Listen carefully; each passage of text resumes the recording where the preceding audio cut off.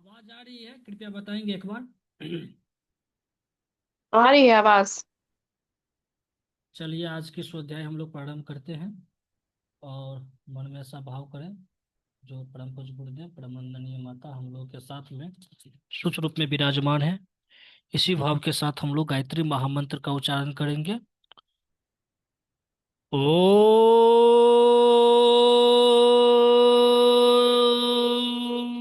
भूर्भुवः स्वः तत्सवितुर्वरेण्यं भर्गो देवस्य धीमहि धियो यो नः प्रचोदयात्। सभी देवतुलवाती बंधु जो बेनीपट्टी ऑनलाइन दैनिक स्वाध्याय में जुड़े हैं, उनको हृदय से बहुत बहुत स्वागत एवं बहुत बहुत प्रणाम है। आज का जो स्वाध्याय हम लोग अध्ययन करेंगे, जो पुस्तक चल रही है महाकाल और उसका युग प्रत्यावर्तन प्रक्रिया, उसका जो अध्याय होगा आज की सबसे बड़ी बुद्धिमत्ता और लोक सेवा।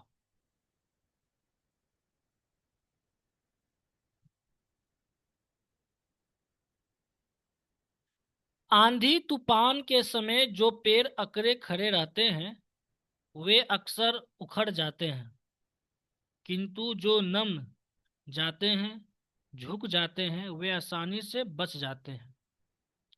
बेंत जैसे पौधे और गिलोय जैसी बेल किसी भी आंधी तूफान में अपना अस्तित्व इसीलिए बचाए रखने में समर्थ होते हैं कि वे समय की गति को समझकर अपनी रीति नीति बदल देते हैं। आंधी का प्रवाह जिधर झुकने के लिए उन्हें विवश करता है उधर झुक जाते हैं। बेशक आदर्शों को छोड़ने के संबंध में कोई समझौता नहीं हो सकता, पाप के साथ पटरी नहीं बिठाई जा सकती, पर इतना तो हो ही सकता है कि जहां अपनी भूल हो वहां दराग्रह छोड़ दिया जाए। इतनी समझदारी तो बरतनी ही चाहिए कि जब तक दंड सिर पर अगर आ गरजे जब तक दंड सिर पर आ गरजे तब तक पैर रोककर चलने और हाथ रोककर करने की बात स्वीकारी जाए। चोर भी जब पकड़ा जाता है और अदालत के सामने लाया जाता है तो सजनता और दीनता का इजहार करता है ताकि कठोर दंड से थोड़ा बहुत बचाव संभव हो सके। महाकाल का कठोर दंड जबकि सिर पर आ पहुंचा है, हमें चाहिए कि अपनी गतिविधियां बदल दें, उस दिशा में झुक जाएं जिधर अगले ही दिन झुकने के लिए सर्वसाधारण को विवश होना पड़ेगा। समय से पूर्व संभल जाना बुद्धिमानी है। जो सूर्योदय से पूर्व उठ बैठते हैं वे नफे में रहते हैं। जब तक जो हो चुका सो हो चुका, पर अब अविलंब हमें सुधारना और बदलना चाहिए।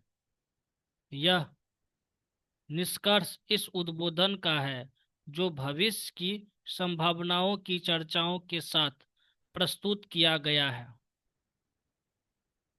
महाकाल समय पलट देने के लिए समुद्यत है। यह गंदा और फूहड़ जमाना निकम्मा और नकारा सिद्ध हो चुका है।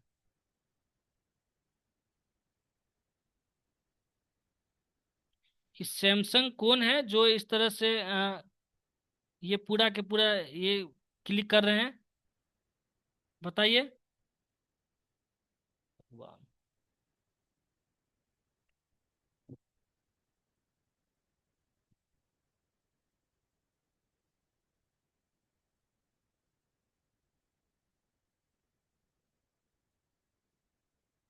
चलिए,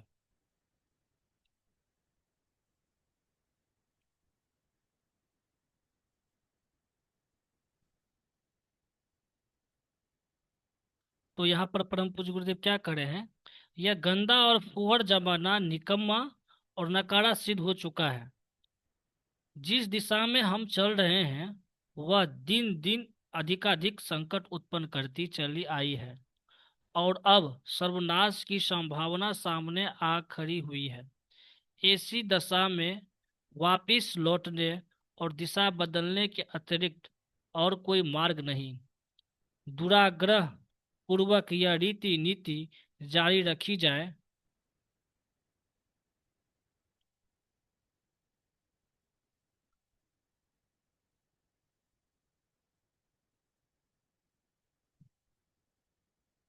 कि बार बार क्लिक क्यों कर रहा है, ये लाइन जो बना रहे हैं, ड्राइंग जो कर रहे हैं,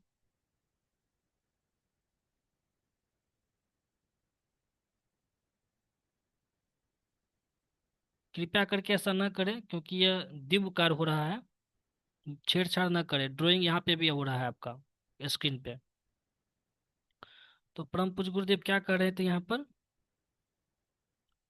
जो यह गंदा और फुहड़ जमाना निकम्मा और नकारा सिद्ध हो चुका है। जिस दिशा में हम चल रहे हैं वह दिन दिन एक अधिकाधिक संकट उत्पन्न करती चली आई है और अब सर्वनाश की संभावना सामने आ खड़ी हुई है। ऐसी दशा में वापस लौटने और दिशा बदलने के अतिरिक्त और कोई मार्ग नहीं। दुराग्रह पूर्वक यह रीति नीति जारी रखी गई तो मानवीय अस्तित्व को सुरक्षित रख सकना भी संभव न रह जाएगा। गर्मी आने पर भी जो जाड़े के गर्म कपड़े धारण किए रहने का आग्रह करता है उसे नासमझ ही कहा जाएगा। जब तक पोल चल सकती थी चल गई, पर अब जबकि मनुष्य जाति के भावनात्मक पुनर्निर्माण का सारा सरंजाम तैयार खड़ा है, तब पुराने ढर्रे पर अड़े रहने से कोई लाभ नहीं। नए युग में संकीर्ण स्वार्थपरता का लक्ष्य लेकर जीना और तृष्णा वासना के गोरख धंधों में उलझे रहना शायद ही किसी अत्यंत घृणित व्यक्ति के लिए संभव हो। आज तो यही लोक रीति है और सब इसी चाल ढाल में मदमस्त है, पर कल तो यह सब आमूल चूल बदलने वाला है। मेरे प्यारे मित्रों, यहाँ पर स्पष्ट इन पुस्तक को अध्ययन करने पर पता चलता है, जो परम पूज्य गुरुदेव स्पष्ट शब्दों में बता रहे हैं, जो आने वाले समय है वह नए युग का पुनर्निर्माण होने जा रहा है। यानी कि ये जितने भी लोग जो लोलुपता में अंधकार में अज्ञान में जो है उस रीति नीति को छोड़ करके ज्ञान की ओर, प्रकाश की ओर, सद्भावना की ओर, सत्प्रेरणा की ओर आगे बढ़ेंगे। और समय की दौर, समय की महत्ता को समझ करके अभी भी हमको उसी रीति नीति को अपनाने की आवश्यकता है, क्योंकि यही युग आने वाला है। फिर आगे क्या कह रहे हैं, दौलत समेटने, अहंकार को पोषने और विलासिता के ठाट बाट जमाने की आज की लोक नीति अगले कल एक अजायब घर की चीज बनने जा रही है। तब कोई इस ढर्रे पर न जिएगा। हर व्यक्ति अपने अंतरंग जीवन में उत्कृष्टता और बाह्य जीवन में आदर्शवादिता का प्रश्रय देगा। इस प्रतिस्पर्धा में जो जितना आगे बढ़ सकेगा उसे उतना ही बड़ा आदमी, महामानव, श्रद्धास्पद एवं सम्मानास्पद माना जाएगा। संकीर्ण स्वार्थों की गंदगी में लिपटे हुए लोग तो अस्पर्शों जैसे घृणित बने खड़े होंगे। तब राय रत्ती दान पुण्य या कुछ कर्म कांड पूरे करके कोई स्वर्ग मुक्ति के सपने न देखेगा, वरन जीवन को सांगोपांग रूप से उत्कृष्ट बनाने की जीवन साधना द्वारा ही आत्म कल्याण की मंजिल पार किया करेंगे। आगे क्या करें फिर पूज्य गुरुदेव, उस नवयुग के आगमन की संभावना स्पष्ट है। आगामी विश्व व्यापी उथल पुथल समग्र क्रांति उसी की पूर्व सूचना प्रसव पीड़ा है। अच्छा हो ईश्वर की इच्छा में अपनी इच्छा मिलाकर हम चले।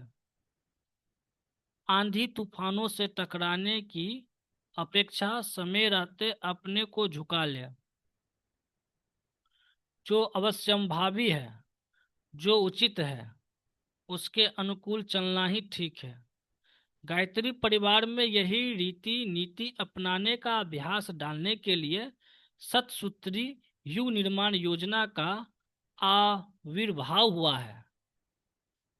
उस आचार संहिता को अपनाकर अपने भावनास्तर और क्रियाकलाप को उस प्रकार का मोड़ दिया जा सकता है जो नवयुग में हर किसी को शिरोधार स्वीकार करना पड़ेगा। परमार्थ में रुचि बढ़े, लोक मंगल में कुछ श्रम समय लगे तो धीरे धीरे उस प्रकार का अभ्यास हो जाएगा जो नवयुग के अनुरूप अनुकूल है। एक बारगी बदलना कठिन पड़ेगा, इसीलिए शुभारंभ आज से ही करना उपयुक्त है। स्वयं तो हम बदले ही दूसरे उन सबको भी बदलने की प्रेरणा दें जिनको वस्तुतः प्यार करते हैं और दिल चाहते हैं। स्त्री पुत्र भाई भतीजे कुटुंबी संबंधी मित्र परिजन सभी को इस प्रकार की प्रेरणा करें कि सभी अपनी रीति नीति सुधारें। यह कर्तव्य हमें इन दिनों अधिक तत्परता पूर्वक पालन करना चाहिए क्योंकि महाकाल की भावी दंड व्यवस्था अंधाधुंध नहीं सप्रयोजन है। यदि लोग बदल जाते हैं, सुधर जाते हैं तो उस क्रूर कर्म की विशेष आवश्यकता न रह जाएगी। हमारा परिवर्तन भावी आपत्तियों को टाल सकने में समर्थ हो सकता है। विश्व मानव की आज सबसे बड़ी सेवा यही हो सकती है कि हम जन साधारण को दुर्बुद्धि त्यागने और सन्मार्ग पर चलने के लिए रजामंद करने का प्रयत्न करें। युग निर्माण योजना एक ऐसा ही व्यापक कार्यक्रम है। महाकाल की इच्छा भी पूरी हो जाए और हम काल दंड के प्रहारों से बच भी जाएं, इसका यदि कोई उपाय हो सकता है तो वह युग निर्माण योजना के क्रियाकलापों के माध्यम से जनमानस में अभिष्ट परिवर्तन प्रस्तुत कर देना ही होगा। वही आज का सबसे बड़ा परमार्थ है। मेरे प्यारे मित्रों, यहाँ पर परम पूज्य गुरुदेव कह रहे हैं जो परिवर्तन तो होकर के ही रहेगा और जिस तरह से आंधी तूफान अगर हो, जो पेड़ आंधी तूफान की दिशा में झुक जाते हैं तो वह पेड़ पौधे और बच जाते हैं, जो टिके रहेंगे तो वे टूट जाएंगे वे। तो अभी का जो वातावरण है, अभी का जो वातावरण एक ही पुकार गुहार कर रहा है, जो यह युग निर्माण की प्रक्रिया है, यानी मनुष्य के अंदर में देवत्व का उदय वाली जो प्रक्रिया है उसमें हम लोग लग जाएं। तो मनुष्य के अंदर में देवत्व का उदय कब हो सकता है? जब हम लोग स्वार्थ को छोड़ करके परमार्थ की ओर, अज्ञान को छोड़ करके ज्ञान को धारण करें, अंधकार को छोड़ करके प्रकाश की ओर बढ़े। तो निश्चित रूप से अभी जो प्रवाह जो महाकाल का जो चल रहा है चक्र, तो उनके साथ हम लोग कदम से कदम मिला करके चल सकते हैं। नहीं तो फिर वही प्रहार होगा जो महाकाल ने उनको बर्दाश्त नहीं है, जो हम लोग प्रकृति के साथ जो जीवन यापन जीना चाहिए उसके विरुद्ध हम लोग चले। तो ये बात अच्छा सा सत्य है। तो समय रहते हुए समय की महत्ता को समझ करके हम लोग अपने रीति नीति को अपना करके जो मनुष्य के अंदर में जो दुर्बुद्धि रूपी अज्ञान है, अंधकार है, उसको छोड़ करके सद्ज्ञान सद्बुद्धि की ओर बढ़े तो निश्चित रूप से भगवान का अनुदान वरदान भी प्राप्त करने का सौभाग्य हम लोगों को हो सकता है। यही ये था। अब हम लोग का समय बचा हुआ है तो अगला अध्याय भी पढ़ लेते हैं। चलिए। अपना परिवार उच्च आत्माओं का भंडागर। युग परिवर्तन एक बहुत बड़ा परियोजन है, छोटा मोटा परियोजन नहीं है। उसके लिए तदनुरूप बड़े साधनों एवं उपकरणों की भी आवश्यकता होगी। यह साधन उत्कृष्ट स्तर के व्यक्तियों के रूप में अभिष्ट होंगे। संसार का भावनात्मक परिवर्तन करने के लिए भावनाशील, श्रद्धा और सद्भावना के धनी व्यक्तियों की आवश्यकता पड़ेगी। इन दिनों वही सब जुटाया जा रहा है। क्या सब जुटाया जा रहा है? संसार का जो भावनात्मक परिवर्तन होगा उसके लिए भावनाशील, श्रद्धा और सद्भावना के धनी व्यक्तियों की आवश्यकता है, जिसके अंदर में हृदय में पीड़ा हो, दूसरे को कष्ट और दुख को देख करके हृदय व्यथित हो, ऐसे लोगों की आवश्यकता है। संत तो ऐसे ही होते हैं। फिर पूज्य गुरुदेव क्या करें, इन दिनों वह सब जुटाया जा रहा है। विभिन्न क्षेत्रों में विभिन्न क्षमता संपन्न ऐसे व्यक्तियों का इन दिनों सृजन हो रहा है, जो आगे चलकर युग निर्माताओं की महत्वपूर्ण भूमिका बड़ी खूबी से संपादन कर सके। एक विचित्र और विलक्षण रहस्य है कि जन्मजात रूप से तो महामानव कोई बिरले ही यदा कदा ही उत्पन्न होते हैं, बात सत्य भी है। शेष तो बीच में ही उस महाकाल की दृष्टि में आते हैं और देखते देखते कुछ से कुछ बन जाते हैं। पूर्ण अवतारों की बात जाने दीजिए। मध्यावतार अक्सर जीवन के किसी मध्यकाल में ही परिवर्तित होते हैं। आवश्यकता अनुसार महाकाल उन्हें अपनी भुजाओं में कस लेते हैं और देखते देखते हुए कुछ से कुछ बन जाते हैं। बुद्ध जन्मजात अवतार नहीं थे। यदि होते तो उन्हें आरंभ से ही अपने उद्देश्यों का ज्ञान होता और विवाह करने, बच्चा उत्पन्न करने और उन्हें विलखता छोड़ने की भूल न करते। गांधी जी जन्मजात अवतार नहीं थे। यदि होते तो उनको लगभग 30 वर्ष तक की आयु तक इधर उधर भटकना न पड़ता। रामायण के पात्रों में हनुमान, अंगद, सुग्रीव, जामवंत, जटायु आदि की भूमिकाएं बड़ी महत्वपूर्ण है, पर वे लोग यदि जन्मजात महापुरुष होते तो उनका जीवन क्रम आरंभ से ही निर्धारित दिशा में चल रहा होता। वाल्मीकि, उंगलीमाल, अम्बपाली, सूरदास, सम्राट अशोक आदि के जीवन आरंभ में कुलुषित ही तो थे। अगणित संत महात्माओं एवं महापुरुषों के जीवन क्रम ऐसे ही है, जिन्हें ध्यान पूर्वक देखने से स्पष्ट होता है कि वे जन्मजात रूप से कोई महानता लेकर नहीं आए थे। जीवन का बहुत बड़ा भाग उन्होंने निरर्थक अथवा अस्त व्यस्त गवाया। समय समयानुसार उनकी अंतः चेतना ने पलट खाया, दिशा बदली और फिर वे कुछ से कुछ हो गए हैं। यहाँ पर स्पष्ट रूप से आत्मसात करने की आवश्यकता है। जितने भी महापुरुषों के नाम पूज्य गुरुदेव गिनाए हैं, महात्मा गांधी हो, उंगलीमाल हो, अजामिल हो, सम्राट अशोक हो, इन सब का जो है जन्मजात से महामानव नहीं थे, बाद में जाकर के उन्होंने बना हुआ था।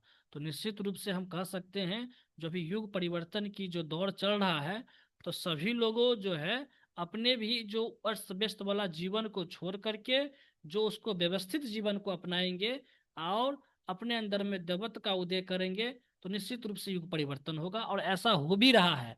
उसमें भावनात्मक रूप से जो परिवर्तन होने की बात है, हमारे अंदर में सद्बुद्धि सद्ज्ञान जो हमारे अंदर में आए, तो यही होगा जो अस्त व्यस्त आलस प्रमाद वाला जीवन छोड़ करके जो सही रीति नीति वाला जीवन को अपनाएंगे, तो निश्चित रूप से युग परिवर्तन होता हुआ चला जाएगा। और इन दिनों वही हो भी रहा है।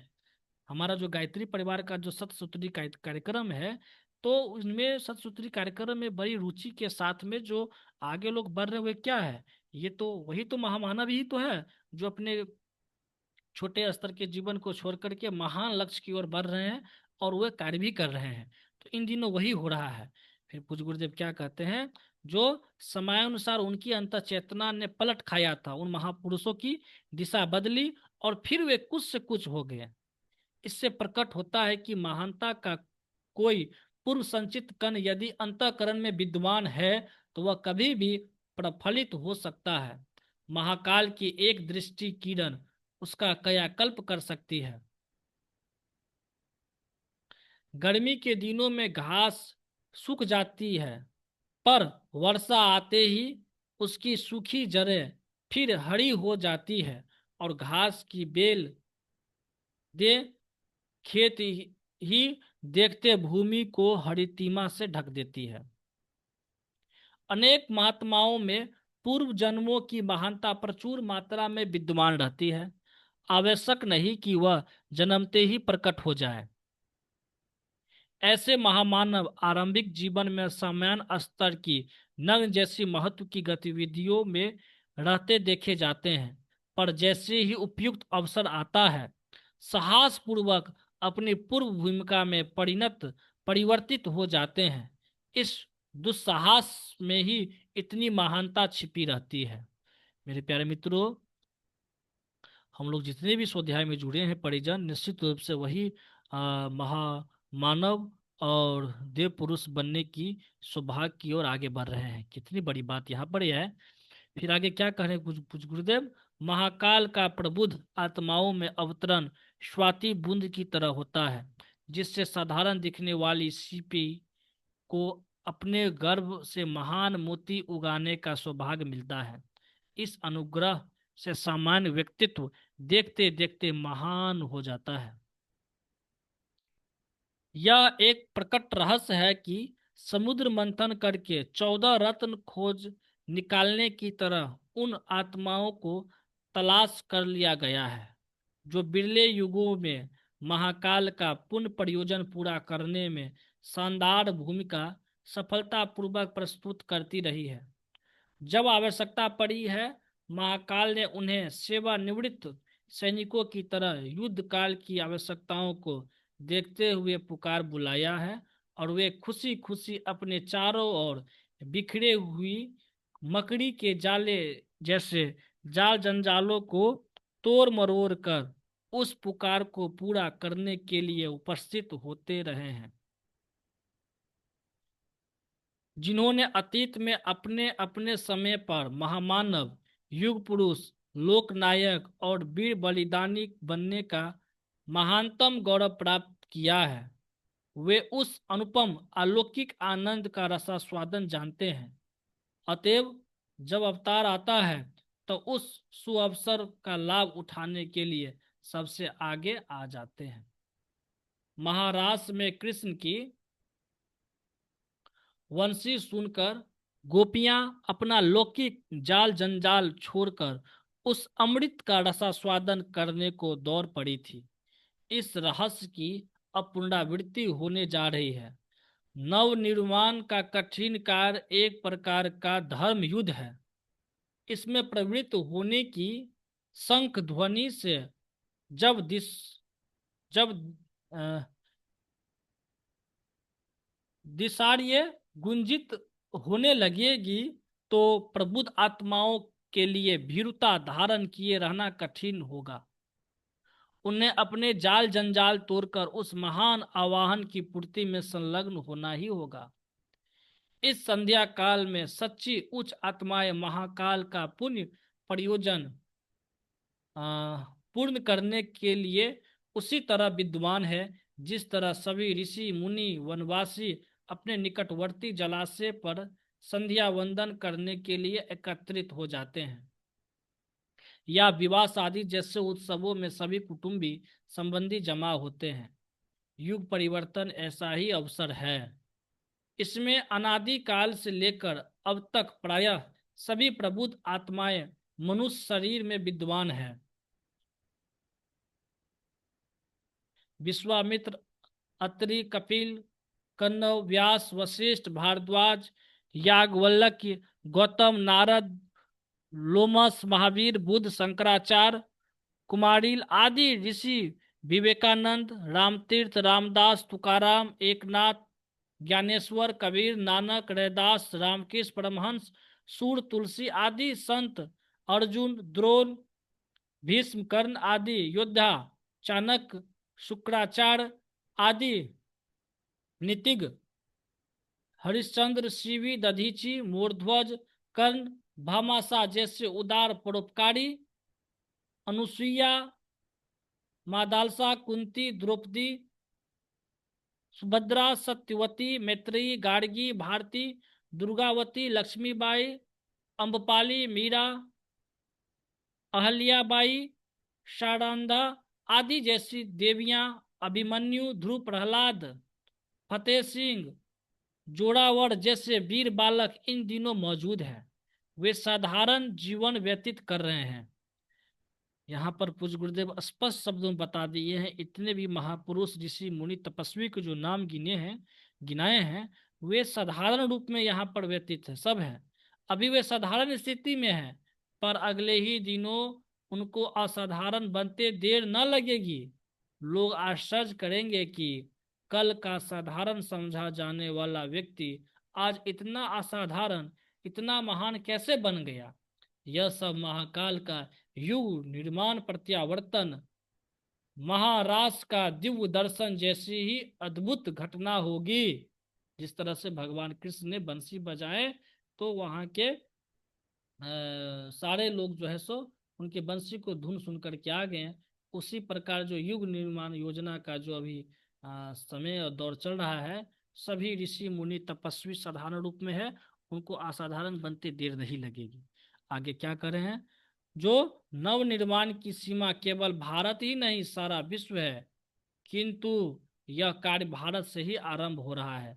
कारण कि इस परिवर्तन का आधार अध्यात्म है। भारत अध्यात्म की मातृभूमि है, इसीलिए इस कार्य का श्री गणेश यहीं से हो सकता है। यह शुभारंभ अवश्य गीता नायक भगवान कृष्ण की जन्मभूमि से हो रहा है, पर उसका क्षेत्र व्यापक है। यह प्रकाश विश्व के कोने कोने में पहुंचाना है और सारी दुनिया को ही मानवता के उच्च आदर्शों को अपनाने के लिए प्रशिक्षित करना है। अस्तु इस अभियान को विश्व आंदोलन ही करना चाहिए। इस प्रयास में विश्व भर की सभी आत्माओं का योगदान रहना है। अतएव वे भी भारत भूमि में ही इन दिनों अवतरित हो रही है। कुछ के जन्म हो चुके हैं, कुछ के होने वाले हैं। विश्व के सभी धर्मों के देवदूतों का आगमन हो रहा है। समय पर जिनने विश्व को राजनीतिक, नैतिक, बौद्धिक, आर्थिक परिस्थितियों को सुधारने के लिए अपने ढंग से मानव जाति की महत्वपूर्ण सेवा की है, ऐसी अनुभवी, प्रशिक्षित और परखी हुई आत्माएं फिर अवतरित हो रही है।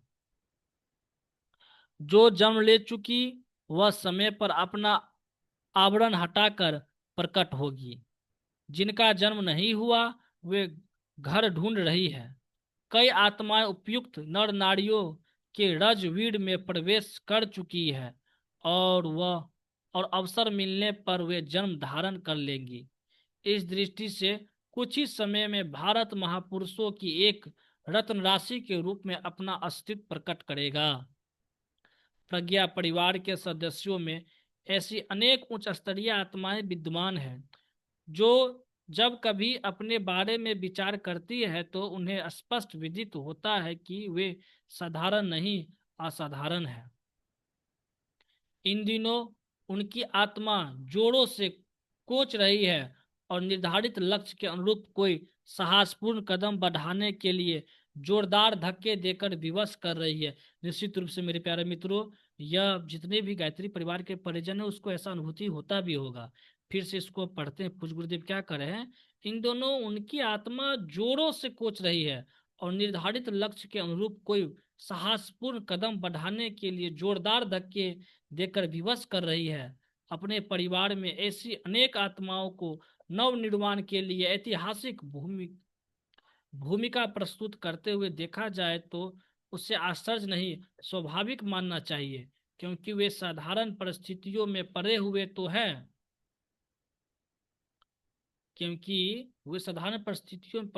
है पर वस्तुतः साधारण नहीं है। समय आने पर वे साहस पूर्वक आगे बढ़ेंगे और अपना अवतरण उद्देश्य पूरा करेंगे। तो निश्चित रूप से यह पूरा के पूरा गायत्री परिवार के बारे में, प्रज्ञा परिजनों के बारे में पूज्य गुरुदेव कह दिए हैं। जो साधारण से दिखने वाले लोग समय देखते अवसर देखते हुए भी असाधारण रूप को फिर से धारण कर लेंगे। ये तो आज की स्वाध्याय हम लोग यहीं तक रहने देते हैं।